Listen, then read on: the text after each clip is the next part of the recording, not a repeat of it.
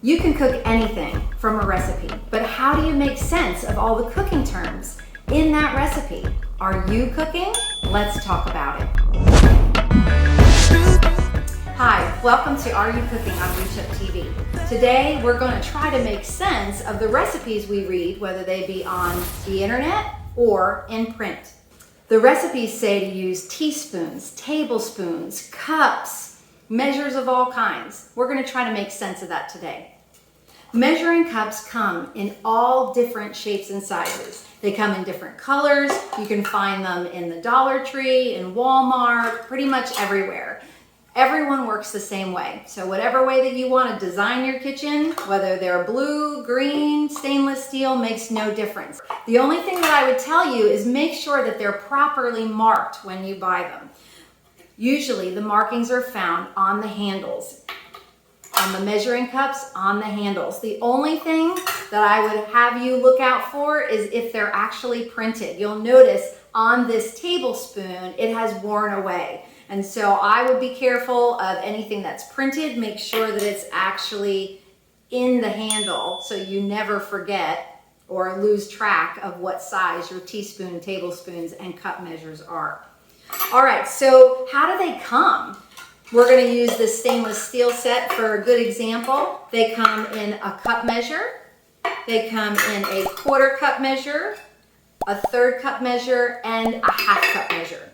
Now, when we get to tablespoons and teaspoons, the tablespoon says 1 tablespoon, generally listed on the tablespoon or in the recipe as capital TBSP. We also have a teaspoon, and that is listed on a recipe as TSP. You want to make sure that you're using the right spoon for the recipe that you're making. They also come, just like the measuring cups, in a half teaspoon, quarter teaspoon, and they also have this little baby one, which is an 1/8 teaspoon. Very important if you're measuring out cloves or really strong ingredients. Starting with a small amount is better than using the larger spoons. So when you're making your recipes, make sure that you're tasting it as you're going along. Not every recipe is going to be to your liking, so I would make sure that you're monitoring the ingredients you're putting in as you go along. Nothing worse than making a full recipe and not liking it after all that work. Nothing will discourage you more from playing in the kitchen. All right, so how do you actually use these tools? Today we're going to actually look for the recipe of peanut butter cookies from my 8th grade home economics class. With this recipe, it calls for a quarter cup of brown sugar. I'm going to grab my brown sugar, which I always put into a sealed bag after I open the brown sugar so it doesn't dry out. And we're going to take the quarter cup measure and just scoop it out. We're going to press it down and then add it into the recipe bowl. All right, so what else does this recipe call for? It calls for a quarter cup of sugar. Again, in our sealed bag, keeps anything from getting inside, keeps it from getting hard. With sugar, again, you're gonna scoop, and this one you can just shake down and then pour it into your recipe. Simple enough. All right. It also asks for flour. For this recipe that I'm following today, it calls for 1.5 cups. So let's measure that out. With flour, I'm going to use my very well labeled 1 cup measure. I'm going to scoop it out of the bag, but a really important tip is do not shake it down. Most people get frustrated with their recipes because it does not come out the same as they remember or that they had at someone's house. The reason why is because you are shaking down the flour, adding an additional quarter cup to your recipe. So more precise measuring, you come out with the outcome that you're looking for. So I've scooped the flour out of the bag. I'm going to pull the flour so it's level with the rim and just keep it in the bag, and I'm going to use a flat knife, or you can use the stick of one of your measuring spoons, whatever's available and level, and I'm going to level it right back into the bag. And I have an accurately measured cup of flour. We're going to pour that into our measuring bowl, and it calls also for a half cup. 1.5 cups, we're gonna do that same process again.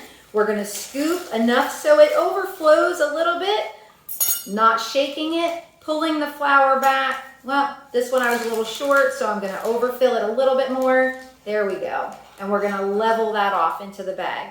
And that is 1.5 cups of flour. So this recipe calls for a teaspoon of baking powder. I want to show you a little something. Baking powder should really only be kept for about 3 or 4 months, so check your expiration dates. It will make a difference on how your recipes rise.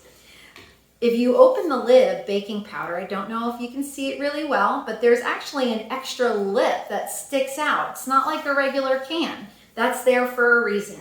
I'm going to take my teaspoon, scoop it up so it's over full, and I'm going to use that lip to measure it off. And I have a perfect teaspoon of baking powder. Learn something new every day. All right, so we've learned how to use measuring cups in multiples, 1.5 cups. You can also do 1.25 cups, 1.25 cups. Just follow the recipe. I would ask that you, when you are reading from a recipe, that you actually read it a few times over to make sure that you have the right measurements and the right cups. What happens if you don't have measuring cups and measuring spoons? How do you troubleshoot when you don't have them? I'm gonna give you some quick tips. 1, the 1 cup measure that we used, what do you have equivalent to 1 cup in your kitchen? Wow. See these little teacups? This little teacup is actually a 1 cup measure. So just be sure that it's small enough to measure 1 cup. The other tool in your kitchen that you can use is a standard size coffee cup. This will hold 2 cups. Now, I'm not talking about the monster size coffee cups. A standard coffee cup that you can put 2 hands around measures 2 cups. If you don't have the other measures, you can get pretty close by filling this halfway for a cup. It'll get you out of a pickle if you're in one. All right, what about spoons? What if I don't have measuring spoons? Do you have a plastic spoon? A standard size plastic spoon is the exact measure of 1 teaspoon. Do you have these big tablespoons in your utensil drawer? This will measure a tablespoon. Something to keep in mind, if you're missing this one, 3 of these makes 1 of these. So 3 teaspoons equals 1 tablespoon. So those are some troubleshooting ideas for you in the kitchen. I hope that you've gained some insight on how to read these recipes a little bit better. Are you cooking? Let's do this thing.